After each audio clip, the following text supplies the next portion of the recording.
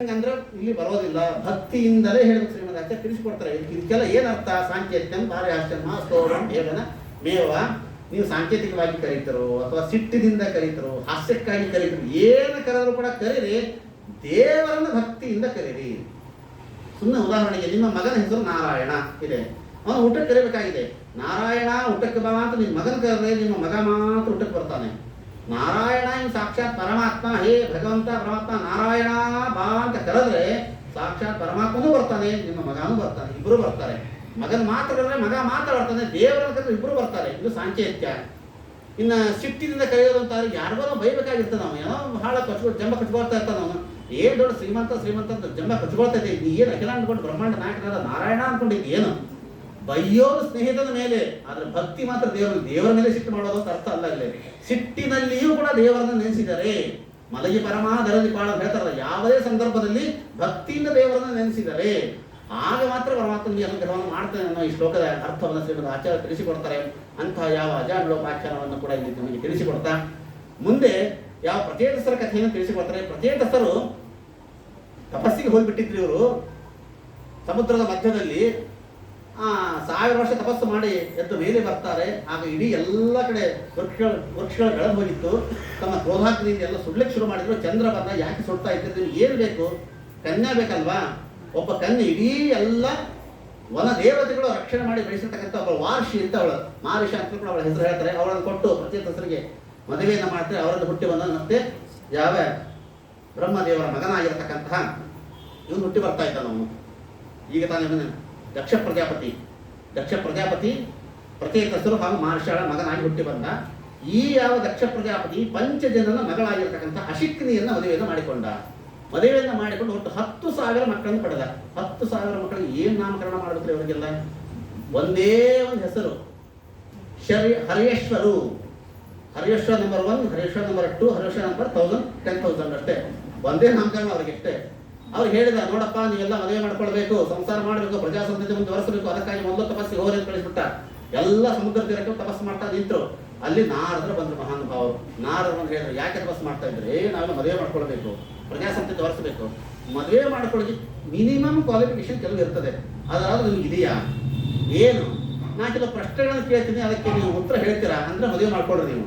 ಓ ಕೇಳ್ರಿ ಅಂತಂದ್ರು. ಇದು ಕೂಟ ಪ್ರಶ್ನ ಅಂತ ಹೇಳ್ತಾರೆ. ನಾರದ ಕೇಳಿದ್ರೆ ಕೂಟ ಪ್ರಶ್ನ ಯಾವುದು ಅಂತಂದ್ರೆ, ಅವ್ರು ಕೇಳಿದ್ರು ನಾರದರು, ನೋಡಪ್ಪ 25 ಅದ್ಭುತವಾಗಿರ್ತಕ್ಕಂಥ ಮನೆ ಯಾವುದು?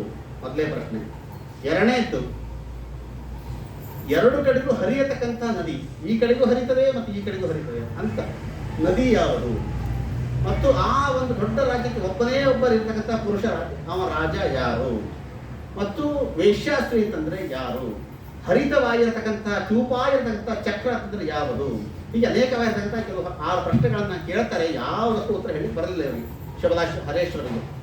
ಅದಕ್ಕೆಲ್ಲ ಮತ್ತೆ ನಾರೇ ಉತ್ತರ. 25 ಅದ್ಭುತವಾಗಿರ್ತಕ್ಕಂಥ ಮನೆಗಳ 25 ತತ್ವಗಳು. ನೀವು ಕೇಳಲ್ಲ, ಈ 25 ತತ್ವಗಳು. 2 ಕಡೆಗೂ ಹರಿಯತಕ್ಕಂಥ ನದಿ ಯಾವುದು ಅಂತಂದ್ರೆ ಜನನ ಮರಣಗಳು. ಜನನ ಮರಣ ಈ ಕಡೆಗೆ ಹರಿಯುತ್ತೆ, ಆ ಕಡೆಗೆ ಹರಿಯುತ್ತದೆ. ನಮ್ಮೆಲ್ಲ ಕೇಳ್ರಿ, ಇವಾಗ ಯಾಕೆ ಹುಟ್ಟಿರಿ ನೀವು ಅಂತಂದ್ರೆ ಸಾಯ್ಲಿಕ್ಕೆ ಹುಟ್ಟಿವಿ. ಯಾಕೆ ಸಾಯ್ಲಿಕ್ಕೆ ಹತ್ತೀರಿ? ಮತ್ತೆ ಹುಟ್ಟಲಿಕ್ಕೆ ಸಾಯ್ತೀವಿ ಅಷ್ಟೇ. ಹುಟ್ಟಲಿಕ್ಕೆ ಸಾಯೋದು, ಸಾಯೋದಕ್ಕೆ ಹುಟ್ಟೋದು ಅಷ್ಟೇ. ಅದಕ್ಕೆ ಈ ಕಡೆಗೆ 2 ಕಡೆಗೂ ಹರಿಯತಕ್ಕಂಥ ನದಿಗಳು. ಆ ರಾಜ್ಯಕ್ಕೆ ಒಬ್ಬನೇ ಒಬ್ಬ ರಾಜ ಯಾರಂದ್ರೆ ಅವನೇ ಪರಮಾತ್ಮ. ಹರಿತವಾಗಿರ್ತಕ್ಕಂಥ ಚಕ್ರ ಯಾವುದು ಅಂತಂದ್ರೆ ಯಾವುದು ಸುದರ್ಶನ ಚಕ್ರ ಅಲ್ಲ, ಮತ್ತೊಂದು ಚಕ್ರ ಅಲ್ಲ. ಹರಿತವಾದ ಚಕ್ರ ಅದು ಸಂಸಾರ ಚಕ್ರ, ಕಾಲಚಕ್ರ ಹರಿತವಾಗಿರ್ತಕ್ಕಂಥ ಚಕ್ರ. ಎಂತಹ ಚೂಪಾಗಿದೆ ಗೊತ್ತಾ ಈ ಚಕ್ರ? ಚೂಪಾಗಿದೆ ಅಷ್ಟೇ ಅಲ್ಲ, ಅಷ್ಟೇ ನಮ್ಮನ್ನ ಬುದ್ಧಿಯನ್ನು ಭ್ರಮಣೆ ಮಾಡತಕ್ಕಂಥ ಚಕ್ರ, ಕಾಲಚಕ್ರ ಇದೆ. ಎಂತಹ ಘನಘೋರವಾದದ್ದು ಅಂತಂದ್ರೆ ಅದಕ್ಕೊಂದು ಕತೆ ಹಿಂದೆ ಹೇಳ್ತಾ ಇದ್ರು. ಒಬ್ಬ ವ್ಯಕ್ತಿ ಕಾಡಿನಲ್ಲಿ ಸಾಯಂಕಾಲ ಕತ್ಲಾಗ್ತಾ ಇದೆ, ಕಾಡಿನಲ್ಲಿ ನಡ್ಕೊಂಡು ಹೋಗ್ತಾ ಇದ್ದ. ಹಿಂದೆ ಸಿಂಹ ಗರ್ಜನೆ ಮಾಡಿತು. ಅಯ್ಯೋ ಸಿಂಹ ಬಂತಂತ ಓಡಿದವನೇ ಕಾಲಿಗೆ ಎಡವಿ ಜಾರಿ ಒಂದು ಹಾಳು ಬಾವಿ ಬಿದ್ದು ಬಿಟ್ಟ ಕೆಳಗಡೆಗೆ. ಬಿದ್ದ, ಆದ್ರೆ ಪೂರ್ತಿ ಬೀಳಲಿಲ್ಲ. ಬೀಳುವಾಗ ತನ್ನ ಕಾಲಿಗೆ ಬಳ್ಳಿ ಸಿಕ್ಕಾಕೊಂಡ್ಬಿಡ್ತು, ಎಲ್ಲ ಸುತ್ತಕೊಂಡ್ಬಿಡ್ತು ಕಾಲಿಗೆ. ಆ ಬಳ್ಳಿ ಕೆಳಗೆ ಬಿದ್ದ ನೀವು ನೇತಾಡ್ತಾ ಇದ್ದ, ಹಾಳು ಬಾವಿಯೊಳಗೆ ನೇತಾಡ್ತಾ ಇದ್ದಾನೆ. ಆದ್ರೆ ಆ ಬಾವಿಯೊಳಗೆ ಬಗ್ಗಿ ನೋಡಿದ್ರೆ ದೊಡ್ಡ ಘಟಸರ್ಪ ಬಾಯಿ ಕೂತದ ಒಳಗಡೆ. ಮೇಲೆ ನೋಡಿದ್ಯಾ ಸಿಂಹ ಬಾಯಿ ತಕೊಂಡು ನಿಂತದ, ತಳಗ ಘಟಸರ್ಪ ತಳಗ ಬಾಯಿ ತಕೊಂಡು ಅಲ್ಲಿ ನಿಂತದ. ತಾನು ಭಾಳ ದೊಡ್ಡ ಚೈನ್ ಸಿಕ್ಕಾಕೊಂಡನ ಇಲ್ಲ, ಯಾವುದೋ ಒಂದು ಸಣ್ಣ ಬಳ್ಳಿ ತನ್ನ ಕಾಲು ಸಿಕ್ಕಾಕೊಂಡದ. ಆ ಬಳ್ಳಿ ನೋಡಿ ಯಾವುದೋ ಒಂದು ಮರಕ್ಕೆ ಸಿಕ್ಕಾಕೊಂಡದ. ಆ ಬಳ್ಳಿಯನ್ನು ಒಂದು ಇಲಿ ಕಡಿಲಿಕ್ಕತ್ತದ. ಯಾವಾಗ ಗೊತ್ತು ಕಡದ ಬಿಸಿದ ಗೊತ್ತಿಲ್ಲ. ಇವನೇನು ಜಾರಿ ಬಿದ್ದಲ್ಲ, ಬೀಳುವಾಗ ಆ ಬಳ್ಳಿ ಆ ದೊಡ್ಡ ಮರದಲ್ಲಿ ದೊಡ್ಡ ಜೇನು ಗೂಡಿತ್ತು. ಆ ಬಳ್ಳಿ ಎಲ್ಲ ಜೇನು ಗೂಡಿಗೆ ತಾಕಿ ಆ ಜೇನು ನೊಣ ಎಲ್ಲವನ್ನು ಮುಚ್ಚಿ ಎಲ್ಲ ಕಚ್ಚಲಿಕತ್ತಾವ, ಎಲ್ಲ ಕಡಿಲಿಕತ್ತಾವ. ಇಷ್ಟೆಲ್ಲ ಕಷ್ಟಗಳ ಮಧ್ಯದಲ್ಲಿ ಆ ಜೇನುಗೂಡಿನ ಹನಿ ಹನಿ ಜೇನು ದಪ್ಪ ಬಾಯಿ ಬೀಳ್ತಾ ಇತ್ತಂತೆ. ಆಹಾ, ಏನ್ ಸ್ವೀಟ್ ಆಗಿದೆ ಇದು ಜೇನು ತಪ್ಪ ಅಂತ ಏನ್ ಆನಂದ ಪಡ್ತಾ ಇದ್ದಾನ ಆ ಜೇನು ತಪ್ಪಕ್ಕೆ ಇವನು. ಇದನ್ನೇ ಕಾಲಚಕ್ರ ಅಂತ ಹೇಳೋದಕ್ಕೆ. ಇಷ್ಟು ಹರಿತವಾಗಿರತಕ್ಕಂಥ ಸುತ್ತಮುತ್ತ ಬರೀ ಕಷ್ಟಗಳು ಇವತ್ತು ನಾವೆಲ್ಲ ಇರೋದು ಹೆಂಗಿದ್ದೀವಿ, ನಾವೆಲ್ಲ ಬರೀ ಸುತ್ತಮುತ್ತ ಬರೀ ಕಷ್ಟ ನಷ್ಟ ತುಂಬಿಕೊಂಡದೆ. ಮಧ್ಯದಲ್ಲಿ ಏನೋ ಸಣ್ಣದಾದ ಸುಖವನ್ನು ತೋರಿಸಿಬಿಟ್ಟು ಆ ಸುಖದಲ್ಲೇ ಮೈ ಮರ್ಕೊಂಡಿದ್ದೀವಿ ನಾವೆಲ್ಲ ಇವತ್ತು. ಇದಕ್ಕಿಂತ ಹರಿತವಾದದ್ದು ಯಾವುದೂ ಅಲ್ಲ, ಇದು ಸಂಸಾರ ಚಕ್ರ. ಇದೆಲ್ಲ ಗೊತ್ತಾದ್ರೆ ನೀವು ಮದುವೆ ಮಾಡ್ಕೊಳ್ಳೋಕೆ ಲಾಯಕ್. ಇಲ್ಲ ಅಂತಂದ್ರೆ ಇದೆಲ್ಲ ಗೊತ್ತಿಲ್ವಾ ಅಂತಿದ್ರು, ಯಾವುದು ಗೊತ್ತಿಲ್ಲ. ನೀವು ಯಾರು ಮದುವೆ ಮಾಡ್ಕೊಂಡು ಲಾಯಕ್ಕಿಲ್ಲ ಅಂತ ಎಲ್ಲರೂ ಸನ್ಯಾಸ ಮಾಡಿ ಕಳಿಸ್ಬಿಟ್ಟು ಅಷ್ಟೇ. ತಲೆ ಬೋಳ್ಸ್ಕೊಡ್ರಿ, ಶಾಟಿ ಉಟ್ಕೊಡ್ರಿ, ದಂಡ ಹಾಕೊಂಡು ಹೋಗ್ಬಿಡಿ ಅಂತ ಹೇಳ್ಬಿಟ್ಟು ಅಷ್ಟೇ. ನಾರದು 10,000 ಸನ್ಯಾಸಿಗಳಾದ್ರು. ಈ ವಿಚಾರ ಗೊತ್ತಾಯ್ತು ಅಪ್ಪನಿಗೆ, ದಕ್ಷ ಪ್ರಜಾಪತಿಗೆ. ಮತ್ತೆ 1,000 ಮಕ್ಕಳನ್ನು ಪಡೆದ ಶಬಲಾಶ್ವರು, ಹರಿಯೇಶ್ವರು. ಅವರು ಡಿಟ್ಟೋ ಮತ್ತೆ ಅವ್ರು 11,000, ಒಟ್ಟು 11,000 ಸನ್ಯಾಸಿಗಳು. ಅವ್ರ ಗೃಹಸ್ಥರಿಗಿಂತ ಸನ್ಯಾಸಿಗಳೇ ಜಾಸ್ತಿ ಇದ್ರು ಅವತ್ತೆಲ್ಲ. ಅವ್ರಲ್ಲ ಪುಣ್ಯಕ್ಕೆ ಅವ್ರದ್ದು ಯಾವುದೋ ವೃಂದಾವನ ಇಲ್ಲ ಇವತ್ತು. ಇಲ್ಲಾಂದ್ರೆ ನಾನು ಮೂಲ ವೃಂದಾವನ, ಇದು ಶಬಲಾಶ್ವರದ ಹರಿಯೇಶ್ವರದ ಮೂಲ ವೃಂದಾವನ ಗಲಾಟೆ ಶುರು ಆಗ್ತಾ ಇತ್ತು ನಮಗೂ. ಬಟ್ ಅದು ಯಾವುದು ಇಲ್ಲ ಪುಣ್ಯಕ್ಕೆ, ಅದೊಂದು ನಮ್ದು ತಲೆಗೇನೆ ಇಲ್ಲ ಇವತ್ತು. ಸಿಟ್ಟು ಬಂತು ಯಾವ ದಕ್ಷ ಪ್ರಜಾಪತಿಗೆ. ಏನ್ ನಾನು ಮಕ್ಕಳನ್ನ ಪಡೆದು ಕಳಿಸೋದು, ನೀ ಸನ್ಯಾಸಿ ಮಾಡಿದ್ರೆ ಕಳಿಸ್ತಾ ಇದ್ರು. ನಾರಾದ್ರೆ ನೀ ತಿರ್ಲೋಕ ಸಂಚೆ ಒಂದ್ ಕಡೆ ನಿಲ್ಲಬೇಡ ಅಂತ ಹೇಳ್ಬಿಟ್ರು. ನಾರರು ಅದೇ ಬೇಕಾಗಿತ್ತು, ಅವ್ರು ಹೊರಟು ಬಿಟ್ರು ಅವರಷ್ಟೇ. ಬ್ರಹ್ಮದೇವರು ಬಂದು ಹೇಳಿದ್ರು, ಯಾಕಪ್ಪ ಬಹಳ ವಿಚಾರ ಮಾಡಿದ್ವಿ, ಗಂಡಸು ಮಕ್ಕಳನ್ನ ಪಡೆದ್ರೆ ತಾನೇ ಸನ್ಯಾಸಿಗಳಾಗ್ತಾ ಇರ್ತೀನಿ, ಹೆಣ್ಮಕ್ಳನ್ನ ಪಡಿ ನೀನು ಅಂತಂದ್ರು ಅವರು. ಹೆಣ್ಮಕ್ಳನ್ನ ಪಡೆದು ಮದುವೆ ಮಾಡೋ ಅಂತಂದ್ರು. ಅದು ಅವತ್ತಿನ ಕಾಲ. ಇವತ್ತಿನ ಕಾಲ ಇದ್ರು ಯಾವುದೋ ಪ್ರಜಾಪತಿ, ಬ್ರಹ್ಮಕುಮಾರ್ ಯಾವ ಇದಾವೆ ಹೆಣ್ಮಕ್ಳು ಸನ್ಯಾಸಿಗಳಾಗ್ತಾ ಇವತ್ತಿನ ಕಾಲಕ್ಕೆ. ಕೊನೆಗೆ 60 ಜನ ಹೆಣ್ಣು ಮಕ್ಕಳನ್ನ ದಕ್ಷ ಪ್ರಜಾಪತಿ ಅಸಿಕ್ಕದಿಂದ ಕೊಡ್ಕೊಂಡು ಪಡಿತಾ ಇದ್ದಾರೆ. ಆ 60 ಜನ ಒಟ್ಟು ಒಂದು ಮದುವೆನೇ ಮಾಡಿಬಿಟ್ಟ. ಯಾವ ತಪಸ್ ಬೇಡ ಏನು ಬೇಡ ಅಂತ ಮದುವೆ ಮಾಡಿ ಕೊಟ್ಟು ಬಿಟ್ಟವನು. 17 ಜನರನ್ನ ಕಶ್ಯಪರಿಗೆ ಕೊಡ್ತಾ ಇದ್ದಾನೆ. 27 ಜನರನ್ನ ಚಂದ್ರನಿಗೆ ಕೊಡ್ತಾವ್ರೆ. ಅಶ್ವಿನಿ, ಭರಣಿ, ಕೃತಿಕ, ರಣಿ 27 ಜನ ಚಂದ್ರನಿಗೆ. 10 ಜನರನ್ನ ಯಮಧರ್ಮನಿಗೆ ಕೊಡ್ತಾ ಇದ್ದಾನೆ. ಕೃಷಾಶ್ವರಿಗೆ, ಅಂಗೀರಸರಿಗೆ, ಬೃಹಸ್ಪತಿಗಳಿಗೆ 2 ತಾರ್ಷರಿಗೆ. ಒಟ್ಟು 60 ಜನರ ಮದುವೆ ಮಾಡಿ ಮುಗಿಸಿಬಿಟ್ಟಾರೆ. ಅದರಲ್ಲಿ ಕಶ್ಯಪರಿಗೆ 17 ಜನರ ಕೊಟ್ಟಲ್ಲ. ಆ ಕಶ್ಯಪರು ಹಾಗೂ ಕಶ್ಯಪರ ಹೆಂಡತಿಯಿಂದಲೇ ಇಡೀ ಎಲ್ಲ ಪೃಥ್ವಿ ತುಂಬೆಲ್ಲ ಸಂತತಿ ಬೆಳೆದು ಹೋಯಿತು. ಯಾವ ಕಶ್ಯಪರು ಅದಿತಿ ಇಂದಲೇ ದೇವತೆಗಳು ಬಂದರು. ಕಶ್ಯಪರು ದಿತಿ ಇಂದಲೇ ದೈತ್ಯರು ಬಂದರು. ಕಶ್ಯಪರು ಧನುವಿನಿಂದಲೇ ದಾನವರು ಬಂದರು. ಕಶ್ಯಪರು ಕದ್ರು ಇಂದಲೇ ಯಾವ ನಾಗಗಳು, ಹಾವುಗಳೆಲ್ಲ ಆ ಸಂತತಿಯಲ್ಲಿ ಬಂತು. ಕಶ್ಯಪರು ಹಾಗೂ ವಿನತ ಇವರಲ್ಲೇ ಪಕ್ಷಿಗಳ ಜಾತಿಗಳೆಲ್ಲವೂ ಕೂಡ ಬಂತು. ಇದೇ ಕಶ್ಯಪರು ಹಾಗೂ ಯಾವ ಧನು ಇವರಿಂದ ಅನೇಕ ಸುರಭಿ ಇವೆಲ್ಲ ಸಂತತಿಗಳ ಅವರೆಲ್ಲ ಇಡೀ ಎಲ್ಲ ಸಂತತಿಗಳು ಬಂತು. ಅದಕ್ಕಾಗಿ ಹೇಳ್ತಾರೆ, ಯಾರಾದ್ರೂ ಶ್ರಾದ್ದ ಮಾಡುವಾಗ ನಿಮ್ದು ಏನಾದ್ರೂ ನಿಮ್ದು ಅಥವಾ ನಿಮ್ಮ ಪಿತೃಗಳದು ಅವ್ರದ್ದು ನಿಮ್ದು ಏನಾದ್ರೂ ಗೋತ್ರ ಗೊತ್ತಿಲ್ಲ ಅಂತಂದ್ರೆ ಕಶ್ಯಪ ಗೋತ್ರ ಹೇಳ್ಕೊಳ್ರಿ. ನಮ್ಮ ಎಲ್ಲಾ ಗೋತ್ರಕ್ಕೆ ಪ್ರವರ್ತಕ ಮೂಲ ಗೋತ್ರ ಅಂತಂದ್ರೆ ಕಶ್ಯಪರೇ ನಮಗೆಲ್ಲ. ಹೀಗೆ ದೇವತೆಗಳು, ದಾನವರು, ದೈತ್ಯರು ಎಲ್ಲರೂ ಸೇರ್ಕೊಂಡ್ಬಿಟ್ರು. ಒಂದು ಸಲ ದೇವತೆಗಳು ಹಾಗೂ ದೈತ್ಯರು ಇವರು ಸವತಿ ಮಕ್ಕಳ ಮಾಸ್ತರ ಇದ್ದದ್ದೇ ಬ್ರಹ್ಮದೇವ ಯಾವ ಇಂದ್ರದೇವರ ಸಭಾ ಅಲ್ಲಿ ಕೂತಿದ್ದಾರೆ. ಬೃಹಸ್ಪತಿಗಳು ಬಂದ್ರು. ಅಲ್ಲಿ ದೇವತೆಗಳು, ಗುರುಗಳು, ಬೃಹಸ್ಪತಿ ಆಚಾರ್ಯ ಬಂದರು. ಬಂದಾಗ ಇಂದ್ರ ನೋಡಿದ, ಏನು ಬಂದಿದ್ದಾರೆ ಗುರುಗಳು, ಕೂತ್ಕೋತ್ರ ಅಲಕ್ಷ್ಯ ಮಾಡಿಬಿಟ್ಟ. ಸಿಟ್ಟು ಬಂತು, ಹೊರಟು ಹೋಗ್ಬಿಟ್ರು ಅವರಷ್ಟೇ. ಗೊತ್ತಾಯ್ತು ಇಂದ್ರನಿಗೆ. ಹೋಗಿ ಕಾಲ ಬಿದ್ದ ಸರ್ವಥ ಅವ್ರು ಸಿಟ್ಟಿಗೆ ಹೋಗಿಬಿಟ್ರು, ಬರಲಿಲ್ಲ ವಾಪಸ್ಸು. ಆಗ ಬ್ರಹ್ಮದೇವ್ರನ್ನ ಕೇಳಿ ಸಿಟ್ಟಿಗೆ ಹೋಗ್ಯಾದ ಏನು ಮಾಡಲಿ. ಅವ್ನು ಬರೋ ತನಕ ಟೆಂಪ್ರವರಿಯಾಗಿ ತಾತ್ಕಾಲಿಕವಾಗಿ ಇನ್ನೊಬ್ಬರನ್ನ ಗುರುಗಳನ್ನು ಕೊಡ್ತೀವಿ ಇಟ್ಕೋದೀವಿ. ಯಾರು ಅವರು ಅಂತಂದ್ರೆ ವಿಶ್ವರೂಪಾಚಾರ್ಯರು. ಅವರನ್ನು ಹೋಗಿ ಗುರುಗಳನ್ನೇ ಮಾಡ್ಕೊಳ್ರಿ. ಈ ವಿಶ್ವರೂಪಾಚಾರ್ಯ ಯಾರು ಗೊತ್ತಾ ಇವರು? ಈ ವಿಶ್ವರೂಪಾಚಾರ್ಯದೊಂದು ಕ್ರಾಸ್ ಇದು. ಈ ಕಡೆಗೆ ಅವರ ಅಪ್ಪ ತ್ವಷ್ಟ ಅಂತೇಳಿ ದೇವತೆ, ಇವ ತ್ವಷ್ಟ. ಈ ದೇವತೆ ಹೆಂಡತಿ ರೋಚನ, ಇವಳು ದೈತ್ಯರ ತಂಗಿ. ಇವಳು ಅಮ್ಮ ದೈತ್ಯರ ಕಡೆ, ಅಪ್ಪ ದೇವತೆಗಳ ಕಡೆ. ಇವರಿಬ್ಬರು ಹುಟ್ಟಿ ಬಂದವನು ಇನ್ನು ವಿಶ್ವರೂಪಾಚಾರ್ಯ ಅಂತೇಳಿ. ಇವರಿಗೆ ಒಟ್ಟು 3 ತಲೆ ಇತ್ತಂತ. ಇವರಿಗೆ ಸುರಾಪೀತ, ಅನ್ನಾದ, ಪಿಪ್ಪಲ ಒಟ್ಟು 3 ತಲೆ ಇತ್ತು. ಸೋಮಪೀತ, ಸುರಾಪೀತ, ಅನ್ನಾದ 3 ತಲೆ ಇತ್ತು. ಒಂದು ತಲೆಯಿಂದ ಹೆಂಡ ಕುಡಿತಾ ಇದ್ರು, ಒಂದು ತಲೆಯಿಂದ ಸೋಮರಸ ಕುಡಿತಾ ಇದ್ರು, ಒಂದು ತಲೆಯಿಂದ ಅನ್ನ ತಿಂತಾ ಇದ್ರಂತೆ ಅವರು. ಅಂತ ಯಾವ ವಿಶ್ವರೂಪಾಚಾರ್ಯನ ಹೋಗಿ ಕಾಡಿ ಬೇಡಿ ಕೇಳಿಕೊಂಡು ಹೇಗಾದ್ರೂ ಮಾಡಿ ಬರಬೇಕು, ನೀವು ನಮ್ಮ ಗುರುಗಳನ್ನಾಗಿ ತಗೊಳ್ಬೇಕಂತ ಕರ್ಕೊಂಡು ಬಂದರು. ಆಗ ಆ ವಿಶ್ವರೂಪಾಚಾರ್ಯದಲ್ಲಿ ಅದ್ಭುತವಾಗಿರ್ತಕ್ಕಂಥ ಒಂದು ನಾರಾಯಣ ವರ್ಮ ಅಂತ ಅದ್ಭುತವಾಗಿರ್ತಕ್ಕಂಥ ಭಾಗ ಇದು. ಅಂತಹ ಯಾವ ನಾರಾಯಣ ವರ್ಮದ ಉಪದೇಶವನ್ನು ಯಾವ ಇಂದ್ರದೇವರು ಅಲ್ಲಿ ಪಡ್ಕೊಳ್ತಾರೆ. ಈ ನಾರಾಯಣ ವರ್ಮಕ್ಕೆ ಅಶ್ವಶಿರ ವಿದ್ಯಾ ಅಂತ ಕೂಡ ಇದಕ್ಕೆ ಹೇಳ್ತಾರೆ. ಅದ್ಭುತವಾಗಿರ್ತಕ್ಕಂಥ ಭಾಗ ಇದೆ ಇದಕ್ಕೆ. ನಾರಾಯಣ ವರ್ಮ ಬಹಳ ಶ್ರೇಷ್ಠವಾದದ್ದು, ಅತ್ಯಂತ ಪವರ್ಫುಲ್ ಆಗಿರ್ತಕ್ಕಂಥ ಇದು ದೇವಲೋಕದ ವಿದ್ಯೆ ಇದು. ಇದು ಮೊದಲಿಗೆ ಕೇವಲವಾಗಿದ್ದಂಥ ಯಾರ ಹತ್ರ ಇರಲಿಲ್ಲ ಇದು. ಅಂತಹ ಅದ್ಭುತವಾಗಿರ್ತಕ್ಕಂಥ ವಿದ್ಯೆಯನ್ನು ವಿಶ್ವರೂಪಾಚಾರ್ಯರು ಇಂದ್ರನ ಉಪದೇಶವನ್ನು ಮಾಡ್ತಾರೆ. ಕೊನೆಗೆ ಯಜ್ಞ ಯಾಗಾದಿಗಳನ್ನು ಮಾಡ್ತಾ ಇದ್ದಾಗ ಈ ದೈತ್ಯರೆಲ್ಲರೂ ಕೂಡ ಬಲಿಷ್ಠರಾಗ್ತಾ ಇದ್ರಂತೆ. ದೈತ್ಯರು ಬಲಿಷ್ಠರಾಗ್ತಾ ಇದ್ದದ್ದನ್ನ ದೇವತೆಗಳು ಇವ್ರು ಹೆಂಗೆ ಬಲಿಷ್ಠರಾಗಲಿಕ್ಕತ್ತಾರೆ, ಇವ್ರ ನೋಡಿ ಯಾರೋ ಯಜ್ಞ ಇಲ್ಲ ಯಾಗ ಇಲ್ಲ ಆದ್ರೂ ಬಲಿಷ್ಠರಾಗ್ತಾ ಇದ್ದಾರಲ್ಲ ಹೆಂಗೆ ಅಂತ ಸ್ವಲ್ಪ ಲಕ್ಷ್ಯ ಕೊಟ್ಟು ನೋಡಿದ್ರೆ ವಿಶ್ವರೂಪಾಚಾರ್ಯ ಸ್ವಲ್ಪ ಅಲ್ಲೇ ಡಬಲ್ಗೆ ಮಾಡ್ತಾ ಇದ್ರು. ಜೋರಾಗಿ ಮಂತ್ರ ಹೇಳಿ ಹೇಳಿ ಹೇಳಿ ದೇವತೆಗೆ ಹಿಡಿಸ್ಕೊಡ್ತಾ ಇದ್ರು. ಒಳಗೊಳಗೆ ಮನಸ್ಸಿನಲ್ಲೇ ಮಂತ್ರ ಹೇಳಿ ಹೇಳಿ ದೈತ್ಯರು ಹಿಡಿಸ್ಕೊಡ್ತಾ ಇದ್ರಂತೆ. ಯಾಕೆ ತಾಯಿ ಕಡೆ ಸಂಬಂಧ ಇತ್ತಲ್ಲ, ಸೋದರ ಮಾವ ಇವರೆಲ್ಲ ತಾಯಿ ಸಂಬಂಧ ಒಂದಿತ್ತಲ್ಲ, ಮನಸ್ಸಿನಲ್ಲೇ ಮಂತ್ರ ಹೇಳಿ ಹೇಳಿ ಹಿಡಿಸ್ಕೊಡ್ತಾ ಇದ್ರು. ಇವರಿಗೂ ಕೂಡ ಇದು ಗೊತ್ತಾಗೋಯ್ತು ಇಂದ್ರದೇವರಿಗೆ, ನಮಗೆ ಮೋಸ ಮಾಡ್ತಾ ಇದ್ದಾರೆ ಅಂತ ಹೇಳಿ ಆ ಮೂರೂ ತಲೆಯನ್ನು ಕತ್ತರಿಸಿ ಬಿಟ್ಟಿರ್ತಾರೆ ಇಂದ್ರದೇವರು. ಆ ಮೂರು ತಲೆಗಳೇ ಮೂರು ಪಕ್ಷಿಯ ಜಾತಿಗಳಾಗಿ ಹೋಯಿತು ಅಂತ ಹೇಳ್ತಾರೆ. ಕಲವಂಕ, ತಿತ್ತರಿ, ಕಬಿಂಜಲ ಅಂತ ಮೂರು ಜಾತಿಗಳಾಗಿ ಹೋಗಿಬಿಡ್ತು.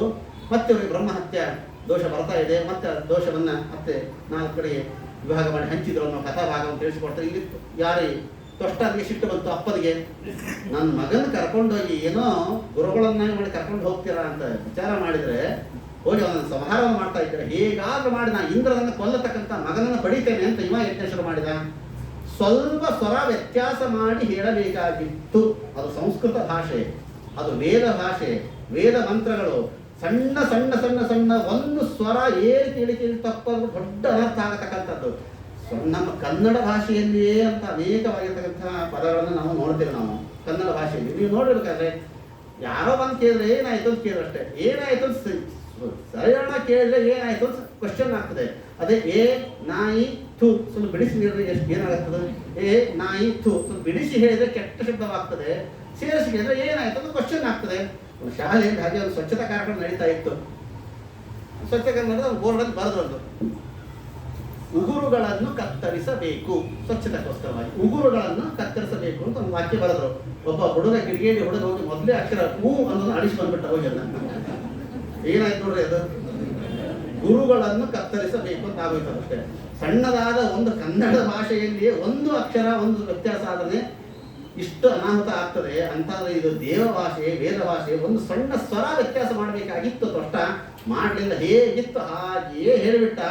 ಇಂದ್ರನಿಂದ ಕೊಲ್ಲಿಸಿಕೊಳ್ತಕ್ಕಂಥ ಮಗ ಅವನೇ ವೃತ್ತಾಸುರ ಅಂತಾಗಿ ಇಲ್ಲಿ ಬರ್ತಾ ಇದ್ದಂತೆ. ವೃತ್ತಾಸುರ ಮಹಾ ಮೇಧಾವಿ, ಮಹಾಜ್ಞಾನಿ. ಅವನು ಇವನ ಜೊತೆಗೆ ಯುದ್ಧಕ್ಕೆ ಬಂದ, ಬೇಕಾದಷ್ಟು ಯುದ್ಧಕ್ಕೆ ಬಂದ, ಆದ್ರೂ ಕೂಡ ಸಾಯಲಿಲ್ಲ. ಕೊನೆಗೆ ಮತ್ತೆ ಬ್ರಹ್ಮದೇವರ ಮಾತಿನಂತೆ ದದೀಚಿ ಋಷಿಗಳ ಹತ್ತಿರ ಹೋಗಿ ಅವನ ಅಸ್ಥಿಯನ್ನು ತೆಗೆದುಕೊಂಡು ಬರ್ತಾರಂತೆ. ಯಾಕೆ ದದೀಚಿ ಋಷಿಗಳು ಅಂತಂದ್ರೆ ಅಸ್ಥಿಗತವಾಗಿತ್ತು ಅವರ ನಾರಾಯಣ ವರ್ಮವನ್ನು ಹೇಳಿ ಹೇಳಿ ಹೇಳಿ ಹೇಳಿ ಅಸ್ಥಿಗತವಾಗಿತ್ತು ಅವರ ಎಲುಬುಗಳೆಲ್ಲವೂ ಕೂಡ. ಅಂತಹ ಶ್ರೇಷ್ಠವಾದಂತಹ ದದೀಚಿ ಋಷಿಗಳೇ ನಾರಾಯಣ ವರ್ಮದ ಪ್ರವರ್ತಕರು ಅವರು ಕರೆ ಅಂತಂದ್ರೆ. ಅದಕ್ಕೆ ಹಿಂದೆ ದೈತ್ಯರದ ಒಂದು ಕಥೆ ಹೇಳ್ತಾರೆ. ಅದನ್ನ ದದೀಚಿ ಋಷಿಗಳ ಹತ್ರ ಮಾತ್ರ ಇತ್ತು ನಾರಾಯಣ ವರ್ಮ. ಅಶ್ವಿನಿ ದೇವತೆಗಳು ಹೇಳ್ತಾರೆ, ನೀವು ಅವರ ಹತ್ರ ಹೋಗಿ ನೀವು ಆ ನಾರಾಯಣ ವರ್ಮನ ಕರ್ಕೊಂಡು ಬರ್ರಿ ಅಂತ. ಆದ್ರೆ ಇವರು ಹೇಳಿದ್ರು, ದೈತ್ಯರೆಲ್ಲ ಹೇಳಿದ್ರಂತೆ ಸರ್ವಥಾ ಅವ್ರಿಗೆ ಹೇಳಿ ಕೊಡಬಾರ್ದು, ದೇವರಿಗೆ ಹೇಳಿ ಕೊಡಬಾರ್ದು. ಇವ್ರು ಅವ್ರ ಹತ್ರ ಸೇವೆ ಮಾಡ್ಕೊಂಡೇ ಇದ್ರು. ಇವರು ನೀವೇನಾದ್ರೂ ಅಕಸ್ಮಾತಾಗಿ ಇವರಿಗೆ ವಿದ್ಯೆ ಹೇಳಿಕೊಟ್ರೆ ನಾವು ನಿಮ್ಮನ್ನು ಕತ್ತರಿಸಿ ಹಾಕ್ತೀವಿ ಅಂತ ಹೇಳಿದ್ರು ಅವರು. ಇವರು ಅಶ್ವಿನಿ ದೇವತೆಗಳು ಬಂದು ನಮಗೆ ಆ ವಿದ್ಯೆ ನಾವು ವೈದ್ಯರು, ನಾವೇ ಎಲ್ಲ ಈಗ ದೇವ ವೈದ್ಯ, ನಮ್ಗೆ ಆ ವಿದ್ಯೆ ಹೇಳಿಕೊಡಬೇಕು ಅಂತ. ಇಲ್ಲಪ್ಪ, ನಾನು ನಿಮಗೆ ವಿದ್ಯೆಯನ್ನು ಹೇಳಿಕೊಟ್ರೆ ದೈತ್ಯರು ನಮ್ಮನ್ನು ಕತ್ತರಿಸಿಬಿಡ್ತಾರೆ ನನ್ನನ್ನು. ಇವರಂದ್ರೆ ನೀವು ವಿದ್ಯೆ ಹೇಳಿಕೊಡ್ಲಿಲ್ಲ ಅಂತಂದ್ರೆ ನಾವೇ ನಿಮ್ಮನ್ನು ಕತ್ತರಿಸ್ತೀವಿ. ದೊಡ್ಡ ಗೋಳ ಆಯ್ತು ರೀ. ಹೇಳಿದ್ರೆ ಅವ್ರು ಕತ್ತರಿಸ್ತಾರೆ, ಹೇಳಿದ್ರೆ ನೀವು ಕತ್ತರಿಸ್ತೀವಿ. ಏನು ಮಾಡ್ಬೇಕಂತಂದಾಗ ಆಗ ಅವರೇ ಒಂದು ಉಪದೇಶವನ್ನು ಮಾಡ್ತಾರಂತೆ. ಏನು ಅಂತಂದ್ರೆ, ಈಗ ನೀವು ತಲೆಯನ್ನು ನಾನು ಕತ್ತರಿಸಿಬಿಡ್ತು, ಫಸ್ಟು ಕತ್ತರಿಸಿದ ಕುದುರೆ ತಲೆಯನ್ನು ನಿಮಗೆ ತಂದು ಅಂಟಿಸ್ತೇನೆ. ಆ ಕುದುರೆ ತಲೆಯಿಂದ ನೀವು ನಮಗೆ ಉಪದೇಶವನ್ನು ಮಾಡ್ರಿ. ನೀವು ಉಪದೇಶವನ್ನು ಮಾಡ್ರಿ. ನೀವು ಯಾವ ಮುಖದಿಂದ ಉಪದೇಶವನ್ನು ಮಾಡಿದ್ರು ಆ ತಲೆಯನ್ನು ಕತ್ತರಿಸ್ತಾರೆ ಅವರು. ಕತ್ತರಿಸಿ ಮತ್ತೆ ನಿಮ್ಮ ತಲೆ ನಾವು ಅಂಟಿಸಿಬಿಡ್ತೀವಿ ನಾವು ನಿಮಗೆ ಅಂತ ಹೇಳಿದಂತೆ. ಒಳ್ಳೆ ಐಡಿಯಾ ಅಂತ ಹೇಳ್ಬಿಟ್ಟು ಆ ಕುದುರೆ ತಲೆಯನ್ನು ಅಂಟಿಸ್ತಾರೆ. ಕುದುರೆಯ ತಲೆಯಿಂದಲೇ ಇವರು ಉಪದೇಶ ಪಡಿತಾರಂತೆ. ಅಶ್ವಶಿರ ವಿದ್ಯಾ ಅಂತೂ ಕೂಡ ಈ ನಾರಾಯಣ ವರ್ಮಕ್ಕೆ ಹೇಳ್ತಾರೆ. ಅಂಥ ಅದ್ಭುತವಾಗಿರ್ತಕ್ಕಂಥ ನಾರಾಯಣ ವರ್ಮ ಇದು. ಜಲೇಶಮಾನ್ ರಕ್ಷತ ಮತ್ಸ್ಯಮೂರ್ತಿ. ಅನೇಕವಾಗಿರ್ತಕ್ಕಂಥ ದೊಡ್ಡ ಸಮಯವೇ ಬೇಕಿರುತ್ತೆ ನಾರಾಯಣ ವರ್ಮಕ್ಕೆ. ನಾವು ಎಲ್ಲೆಲ್ಲಿ ಪರಮಾತ್ಮ ಎಲ್ಲಾ ಕಡೆಗೂ ಕೂಡ ನಿಂತುಕೊಂಡು ನಮ್ಮನ್ನ ರಕ್ಷಣೆ ಮಾಡ ಕವಚ ಅಂತಂದ್ರೆ, ವರ್ಮ ಅಂತಂದ್ರೆ ಕವಚ, ಇಡೀ ನಮ್ಮನ್ನ ರಕ್ಷಣೆ ಮಾಡತಕ್ಕಂಥ ಕವಚ ಇದು. ಅಂತ ಕವಚವನ್ನು ಸಿದ್ಧಿ ಪಡೆದಿರ್ತಕ್ಕಂಥ ಯಾವ ದದೀಚಿ ಋಷಿಗಳ ಅಸ್ಥಿಯನ್ನು ತೆಗೆದುಕೊಂಡು ಬಂದು ವಜ್ರಾಯುಧವನ್ನು ಮಾಡಿಕೊಂಡು ಬಂದು ಇಂದ್ರದೇವರು ಯಾವ ವೃತ್ರಾಸುರ ಸಂಹಾರವನ್ನ ಮಾಡ್ತಾರೆ. ಯಾರು ಇವನು ವೃತ್ರಾಸುರ ಅಂತಂದ್ರೆ, ಇದಕ್ಕೆ ಹಿಂದೆ ಮತ್ತೆ ಚಿತ್ರಕೇತು ಉಪಾಖ್ಯಾನವನ್ನ ಹೇಳಕ್ಕೆ ಪ್ರಾಣಿ. ಮಹಾ ಚಿತ್ರಕೇತು ರಾಜ ಅವನೇ ವೃತ್ರಾಸುರನಾಗಿ ಬಂದಿದ್ದ. ಚಿತ್ರಕೇತು ರಾಜನಿಗೆ 1,000,000 ಜನ ಹೆಂಡತಿರಿದ್ರು. ನಮಗಿನ 1 ಕೋಟಿ ಜನ ಹೆಂಡಂದ್ರೆ ಇದ್ರು ಕೂಡ ಒಬ್ಬರು ಮಕ್ಕಳಾಗಿರಲಿಲ್ಲ. ಇದೊಂದು ದೇವರ ಆಟ, ಇದು ಯಾಕೋ ಗೊತ್ತಿಲ್ಲ. ದೇವರು ತಾನು ಸ್ವತಂತ್ರ ಅಂತ ಅನಿಸಿಕೊಳ್ಳುವುದಕ್ಕೆ ಒಂದನ್ನು ಕೊಡ್ತಾನೆ, ಒಂದನ್ನು ಕಿತ್ಕೊಂಡ್ಬಿಡ್ತಾನೆ ಅಷ್ಟೇ. ದೇವರು ಎಲ್ಲವನ್ನೂ ನಮ್ಮ ಕೈಗೆ ಕೊಡೋದಿಲ್ಲ. ನಾವು ಮೊದಲಿಂದ ಕೇಳ್ತದೆ, ಒಬ್ಬ 1.5 ದಿನ ಬಡ ಬ್ರಾಹ್ಮಣ ಇದ್ದ, ಮನೆ ತುಂಬಾ ಮಕ್ಕಳಿದ್ರು, ಮೊದಲು ದೊಡ್ಡ ರಾಜ್ಯ ಇದೆ, ಬೇಕಾಷ್ಟು ದೋಸ ಹಂಗಾಯಿತು, ಅದು ಒಬ್ಬರು ಮಕ್ಕಳಿರಲಿಲ್ಲ. ಬರೀ ಇಂಥ ಕಥೆಯಲ್ಲಿ ಕೇಳ್ತಾ ಬಂದಿದ್ದೇವೆ ನಾವು. ಒಂದು ದೇವರ ಆಟ ಇದು. ಕೋಟಿ ಜನ ಇದ್ರು ಕೂಡ ಒಬ್ಬಳು ಮಕ್ಕಳ ಇರಲಿಲ್ಲ. ಅಂಜೀರಸರು ಬರ್ತಾರೆ, ಅಂಜೀರಸರು ಬಂದು ಹೇಳ್ತಾರೆ, ನಮಗೆ ಏನು ಬೇಕು ಅಂತ, ನನಗೊಬ್ಬ ಮಗ ಬೇಕು. ಅಂಜೀರಸ, ನೀ ಜನ್ಮದಲ್ಲಿ ನಿಮಗೆ ಮಕ್ಕಳ ಭಾಗ್ಯ ಇಲ್ಲ, ಬಿಟ್ಟು ಬಿಡು. ಹಠ ಮಾಡಿದ್ರು, ಇಲ್ಲ ಬೇಕೇ ಬೇಕು ಅಂತ ಹಠ ಮಾಡಿದ್ರು. ಆವಾಗ ಸರಿ ಆಯ್ತು, ಮಗನನ್ನು ಕೊಡ್ತೇನೆ, ಅವನಿಂದ ನಿನಗೆ ದುಃಖವೇ ಜಾಸ್ತಿ ಆಗತ್ತೆ. ದುಃಖ ಆದರೂ ಪರವಾಗಿಲ್ಲ, ಮಗನ ಕೊಡು ಮೊದಲಿಗೆ. ಮಕ್ಕಳಿಂದ ಇದ್ದವರಿಗೆ ಮಕ್ಕಳಿಲ್ಲ ಅನ್ನೋ ಒಂದೇ ಒಂದು ಚಿಂತೆ ಇರ್ತದೆ. ಮಕ್ಕಳಾದವ್ರು 1000 ಚಿಂತೆ ಇರ್ತದೆ ಅವ್ರಿಗೆಲ್ಲ. ಅಲ್ಲಿ ಹೊಡೆದ, ಇಲ್ಲಿ ಬಿದ್ದ, ಅಲ್ಲಿ ಗೆದ್ದ, ಅಲ್ಲಿ ಕಳತನ ಮಾಡೋದು 100 ಚಿಂತೆ ಇರ್ತದೆ ಅವ್ರಿಗೆ. ಒಂದು ಹಣ್ಣನ್ನು ಮಂತ್ರಿಸಿ ಕೊಡ್ತಾರೆ, ಆ ಹಣ್ಣನ್ನು ಕೃತಜ್ಞತೆ ಅಂತ ಅವನ ಹಿರಿಯ ಹೆಂಡತಿ ಕೊಡ್ತಾರೆ, ತಿಂತಾಳೆ, ಗರ್ಭವನ್ನು ಧರಿಸ್ತಾಳೆ, ಒಬ್ಬ ಮಗ ಹುಟ್ಟುತ್ತಾನೆ. ಒಂದೇ ಒಂದು ವರ್ಷಕ್ಕೆ ಉಳಿದ ಎಲ್ಲಾ ಸವತಿಯರ ಸೇರಿ ಮತ್ತೆ ವಿಷ ಹಾಕಿ ಕೊಂದೇ ಬಿಡ್ತಾರೆ ಅವನನ್ನು. ಮತ್ತೆ ಅಳತಾ ಕೂತ ಮತ್ತೆ ಅಂಗೀರಸರು ನಾರದರು ಬಂದು ಹೇಳ್ತಾರೆ, ನಾನು ಹೇಳ್ತಿಲ್ಲ ನನಗೆ ಮಗ ಹುಟ್ಟುತ್ತಾನೆ, ಅವನಿಗೆ ದುಃಖ ಆಗತ್ತೆ ಅಂತ. ಇಲ್ಲ, ನನಗೆ ಅದೇ ಮಗನೇ ಬೇಕು ಅಂತ ಹಠ ಹಿಡ್ಕೊಂಡು ಕೂತ್ಕೊಂಡಾಗ ಆ ಜೀವವನ್ನು ಮತ್ತೆ ಕರೆದುಕೊಂಡು ಬರ್ತಾರೆ ನಾರದರು ಹೋಗಿ. ಆಗ ಜೀವ ಒಂದು ಅನೇಕವಾದ ಅದ್ಭುತವಾದ ತತ್ವದ ಉಪದೇಶವನ್ನು ಮಾಡ್ತಂತೆ ಚಿತ್ರಕೇತು ರಾಜನಿಗೆ. ಯಾವ ತಂದೆ, ಯಾವ ತಾಯಿ, ಯಾವುದೋ ಒಂದು ಜನ್ಮ, ಒಂದು ಥರದ ಜರ್ನಿ ಇದ್ದಂಗೆ ಬಸ್ಸಿನಲ್ಲಿ ಅಕ್ಕಪಕ್ಕದಲ್ಲಿ ನಾವು ಕೂತ್ಕೊಂಡಿರ್ತೇವೆ. ಅವ್ರು ಬಂತಂದ್ರೆ ಅವ್ರು ಇಳಿದು ಹೋಗ್ತಾರೆ, ನಮ್ಮೂರು ಬಂತಂದ್ರೆ ನಾವು ಇಳಿದು ಹೋಗ್ತೀವಿ ಅಷ್ಟೇ. ಶಾಶ್ವತವಾದದ್ದಲ್ಲ. ನನಗೆ ಸಾಧನೆ ಮಾಡಬೇಕಾಗಿದೆ. ಯಾವನ ಅಪ್ಪ, ಯಾವನ ತಮ್ಮ, ಅವನು ಹೇಳ್ತಾನೆ ಜೀವ, ನಾನು ಎಷ್ಟು ಅಮ್ಮಂದಿರನ್ನ ಕಂಡಿದ್ದೇನೆ, ಎಷ್ಟು ಅಪ್ಪಂದಿರನ್ನ ನಾನು ಕಂಡಿದ್ದೇನೆ. ಒಂದೊಂದು ಜನ್ಮದಲ್ಲಿ 100 ವರ್ಷಗಳ ಕಾಲ ಅಮ್ಮ ಅಮ್ಮ ಅಂತ ಕೂತು ಬಿಟ್ರೆ ನನ್ನ ಸಾಧನೆ ಆಗೋದು ಯಾವಾಗ, ಜನ್ಮಗಳನ್ನ ಕಳೆಯೋದು ಯಾವಾಗ? ನಾವು ಇವತ್ತು ಎಷ್ಟು ತಾಯಂದಿರನ್ನ ಕಂಡೀವಿ ಅಂತಂದ್ರೆ, ನಾನು ನನ್ನ ತಾಯಿಯ ಮೊಲೆಯ ಹಾಲನ್ನ ಕುಡಿಯುವಾಗ, ಕುಡದ ಹಾಲಲ್ಲ, ಕುಡಿಯುವಾಗ ಕೆಳಗೆ ಬಿದ್ದ ಹಾಲನ್ನ ಕೌಂಟ್ ಮಾಡಿದ್ರೆ 1 ಸಾಗರ ಆಗತ್ತಂತಿರ್ತು, ಹಾಲಿನ ಸಮುದ್ರವೇ ಆಗತ್ತೆ. ಅಷ್ಟು ತಾಯಂದಿರನ್ನ ನಾನು ಕಂಡು ಬಂದಿದ್ದೇನೆ. ಎಷ್ಟು ದಿವಸ ಅಂತ, ಒಂದೊಂದು ಜನ್ಮದಲ್ಲಿ 100 ವರ್ಷ ಒಬ್ಬಳನ್ನೇ ಅಮ್ಮ ಅಂತ ಕೊಡಲ್ಲ ನಾನು, ಸರ್ವತ ಸಾಧ್ಯ ಇಲ್ಲ ಅಂತೇಳಿ ಜೀವ ಹೊರಟು ಹೋಗುತ್ತೆ. ಆಗ ಇವನಿಗೆ ವೈರಾಗ್ಯ ಬರ್ತದೆ. ಯಾವ ಚಿತ್ರಕೇತುವಿಗೆ ನಾರದ ಉಪದೇಶದಿಂದ ಮೇಲೆ ಹಾರತಕ್ಕಂಥ ಶಕ್ತಿ ಬರ್ತದೆ. ಹಾರಾಟ ಮಾಡಿ ಹೋಗುವಾಗ ರುದ್ರದೇವರ ತೊಡೆಯ ಮೇಲೆ ಪಾರ್ವತಿ ಕೂತಿದ್ದನ್ನು ನೋಡಿ ಅಪಹಾಸ್ಯ ಮಾಡಿಬಿಟ್ಟ. ಸಿಟ್ಟು ಬಂತು ಪಾರ್ವತಿಗೆ, ನನ್ನನ್ನು ನೋಡಿ ಅಪಹಾಸ್ಯ ಮಾಡ್ತೀಯ, ನೀನು ಅಸುರನಾಗಿ ಬೀಳು ಅಂತ ಶಾಪ ಕೊಟ್ಟಲು. ಅದೇ ಯಾವ ಚಿತ್ರಕೇತು ವೃತ್ರಾಸುರನಾಗಿ ಬಂದಿದ್ದ. ಇವನೇ ಈಗ ಇಂದ್ರನಿಂದ ಹತನಾದ ಅಂತ ಹೇಳ್ತಾ, ಈಗ ಇಂದ್ರದೇವರಿಗೆ ಮತ್ತೆ ರಾಜ್ಯ ಬಂತು. ದಿತಿದೇವಿಗೆ ದುಃಖವಾಯಿತಂತೆ. ದಿತಿ ಕಷ್ಟಪಟ್ಟು ಹೇಳ್ತಾ, ಎಲ್ಲ ನನ್ನ ಮಕ್ಕಳ ರಾಜ್ಯ ಹೋಗ್ತಾ ಇದೆ, ಹೇಗಾದ್ರೂ ಮಾಡಿ ಒಂದು ಯಾವುದಾದ್ರೂ ಒಂದು ವೃತವನ್ನು ಹೇಳ್ರಿ, ಇಂದ್ರನನ್ನ ಕೊಲ್ಲತಕ್ಕಂಥ ಒಬ್ಬ ಮಗನನ್ನು ಪಡೀಬೇಕು. ಏನು ಇಂದ್ರನ ಕೊಲ್ಲಿಕ್ಕೆ ಎಷ್ಟು ಜನ ಬೆನ್ನು ಹತ್ತಿದಾರೋ ಗೊತ್ತಿಲ್ಲ. ಇಂದ್ರನ ಕೊಲ್ಲತಕ್ಕಂಥ ಮಗನ ಪಡೆಯುವ ಒಂದು ಕೂಸವನ್ನು ವ್ರತವನ್ನು ಹೇಳ್ರಿ ತಂದಾಗ ವ್ರತದ ಉಪದೇಶವನ್ನು ಮಾಡ್ತಾರೆ. ಗರ್ಭವನ್ನು ಧರಿಸ್ತಾಳೆ. ಗರ್ಭವತಿಯರು ಮಾಡತಕ್ಕಂಥ ವ್ರತ ಇದು. ಅತ್ಯಂತ ಶುದ್ಧ ರೀತಿಯಿಂದ ಮಾಡಬೇಕು ಅಂತ ಎಲ್ಲ ಉಪದೇಶವನ್ನು ಮಾಡ್ತಾರೆ. ಅವಳು ಇಂದ್ರನನ್ನ ಕೊಲ್ಲತಕ್ಕಂಥ ಮಗನನ್ನು ಪಡಿಬೇಕು ಅಂತಲೇ ವ್ರತ ಮಾಡ್ತಾಳೆ. ಅವಳ ಸಹಾಯಕ್ಕೆ ಬಂದವರು ಯಾರು? ಇಂದ್ರದೇವರೇ ಬರ್ತಾರೆ ಸಹಾಯಕ್ಕೆ. ಅಮ್ಮ, ನಾನು ಸೇವಾ ಮಾಡ್ಕೊಂಡಿರ್ತೇನೆ ಅಂತಲೇ ಬಂದ್ರು. ಅವರು ಕೂಡ ಗರ್ಭದ ಒಳಗೆ ಪ್ರವೇಶವನ್ನ ಮಾಡಿ ಆ ಪಿಂಡವನ್ನು ಕತ್ತರಿಸಬೇಕು ಅಂತ ಬಂದವರು. ವೃತದಲ್ಲಿ ದೀಕ್ಷಿತರಾಗಿದ್ದರಿಂದಾಗಿ ಒಟ್ಟವರಿಗೆ ಒಳಗೆ ಪ್ರವೇಶ ಮಾಡಲಿಕ್ಕೂ ಆಗಲಿಲ್ಲ. ನಾವು ನಮ್ಮ ಸ್ಥಾನ ಸಂಧ್ಯಾವಂದನೆ, ನಮ್ಮ ಧರ್ಮದಲ್ಲಿ ನಾವು ಕಟ್ಟುನಿಟ್ಟಾಗಿ ಇದ್ದರೆ ಯಾವ ದೇವತೆಗಳು, ದೈತ್ಯರು ನಮ್ಮ ಒಳಗೆ ಪ್ರವೇಶ ಮಾಡ್ಲಿಕ್ಕೆ ಆಗೋದಿಲ್ಲ. ನಾವೆಲ್ಲ ಬಿಟ್ಟಿವಿ, ಎಲ್ಲ ಒಳಗೆ ಸೇರ್ಕೊಂಡಾರಷ್ಟೇ. ಕೊನೆಗೆ ಒಂದೇ ಒಂದು ಅವಕಾಶ ಸಿಕ್ತು ಇಂದ್ರದೇವರಿಗೆ. ನವಮಾಸ ಕಳೆದಿದೆ, ತುಂಬ ಗರ್ಭಿಣಿ. ಆ ಸಂದರ್ಭದಲ್ಲಿ ರಾತ್ರಿ ಮಲಗಿಕೊಳ್ಳುವ ಕಾಲು ತೊಳ್ಕೊಳ್ಬೇಕಾಗಿತ್ತು. ಕಾಲು ತೊಳ್ಕೊಂಡಾಳ, ಹಿಂಬಳ ತೊಯ್ದಿರಲಿಲ್ಲ ಅಷ್ಟೇ. ಇಷ್ಟು ಸಾಕಂದ್ರೆ ಇಂದ್ರದೇವರು ಒಳಗೆ ಪ್ರವೇಶ ಮಾಡ್ಲಿಕ್ಕೆ. ಇಷ್ಟು ಸಿಕ್ತಲ್ಲ, ಒಳಗೆ ಪ್ರವೇಶವನ್ನ ಮಾಡಿ ಆ ಗರ್ಭವನ್ನ ವಜ್ರಾಯುಧದಿಂದ 7 ತುಂಡು ಮಾಡಿದ್ರೆ 7 ಮಕ್ಕಳು ಅದು. ಮತ್ತಲ್ಲಿ 7 ಮಕ್ಕಳು ಹಳ್ಳಿಗಾಗ್ತದೆ. ಇದೇನಿದೆ 7, ಒಂದೊಂದರಲ್ಲಿ ಮತ್ತೆ 7 ಮಾಡಿದ್ರೆ ಒಟ್ಟು 7 × 7 49 ಮಕ್ಕಳು ಹುಟ್ಟಿದ್ವು ಅಲ್ಲೇ. 49 ಹಳ್ಳಿಗೆ ಶುರು ಮಾಡಿದಂತೆ. ಪಟ ಪಟ ಪಟ ಎಲ್ಲ 49 ಪ್ಲಸ್ ಇಂದ್ರ 50 ಜನ ಹೊರಬಂದಿದ್ಬಿಟ್ರು ದಿತಿ ದೇವಿ ಗರ್ಭದಿಂದಾಗಿ. ಯಾರಿವರೆಲ್ಲ ಜೋರಾಗಿ ರೋದನ ಮಾಡ್ಲಿಕ್ಕತ್ತಾಗ ಇಂದ್ರದೇವ ಹೇಳಿದ, ಮಾರುದ ಅವರೇ ಮರುದ್ ಗಣಗಳು ಅಂತ ಅವರಂತೆ. ದಿತಿದೇವಿ ಹೇಳಿದ್ರೆ, ನಿನ್ನ ಮಕ್ಕಳೇ ಇವರು. ಕೊನೆಗೆ ದಿತಿದೇವಿಗೆ ಸಂತೋಷವಾಗ್ತಾ ಇದೆ. ಅಂತೂ ನನ್ನ ಮಕ್ಕಳು ಇಂದ್ರನ ಕೊಲ್ಲಬೇಕು ಅಂತ ನಾನು ಹೊರಟಿದ್ದೆ, ಅಂತೂ ಇಂಥ ಶುದ್ಧವಾದ ಮರುದ್ ಗಣಗಳ ಸೃಷ್ಟಿ ಆಯ್ತಲ್ಲ ಅಂತ ದಿತಿದೇವಿ ಕೂಡ ಸಂತೋಷ ಪಡ್ತಾ ಇದ್ದಾಳಂತೆ. ಅದಕ್ಕಾಗಿ ಹೇಳ್ತಾರಲ್ಲ, ಹರಿಚಿತ್ತ ಸತ್ಯ ನರಚಿತ್ತಕ್ಕೆ ಬಂದದ್ದು ಲವಲೇಶ ನಡೆಯದು. ಇಂದ್ರನ ಕೊಲ್ಲಬೇಕು ಅಂತ ದ್ವಿತೀಯ ಸಂಕಲ್ಪ, ದ್ವಿತೀಯ ಮಕ್ಕಳನ್ನು ಕೊಲ್ಲಬೇಕು ಅಂತ ಯಾವ ಇಂದ್ರನ ಇಚ್ಛಾ, ಯಾರೂ ಕೊಲ್ಲಬಾರದು, ಯಾರೂ ಸಾಯಬಾರದು ಅಂತ ಇದು ಪರಮಾತ್ಮನ ಇಚ್ಛಾ ಇತ್ತು. ಹರಿಚಿತ್ತ ಸತ್ಯ ನರಚಿತ್ತಕ್ಕೆ ಬಂದದ್ದು ಲವಲೇಶ ನಡೆಯದು ಅಂತನ್ನುವಂತೆ ಎಲ್ಲರೂ ಕೂಡ ಮತ್ತೆ ದೇವತೆಗಳು ಸುಲಭವಾಗಿ ಇದ್ದಾರೆ ಅಂತಕ್ಕಂಥ ಕಥಾಭಾಗ ಹೇಳಿದಾಗ ಪರೀಕ್ಷಿತರಾಗದೆ ಸ್ವಲ್ಪ ಸಂಶಯ ಬಂತವರಿಗೆ. ಯಾಕೆ ಹೀಗೆ ಮಾಡ್ತಾನೆ ದೇವರು? ಸಮಪ್ರಿಯ ಸ್ವರೂಪ ಬ್ರಹ್ಮನ್ ಭೂತಾನಾಂ ಭಗವನ್ ಸ್ವಯಂ ಇಂದ್ರಸ್ಯಾರ್ಥೆ ಕಥಂ ದೈತ್ಯನ್ ಅವಧೀತ್ ವಿಷಮೋ ಯಥಾ.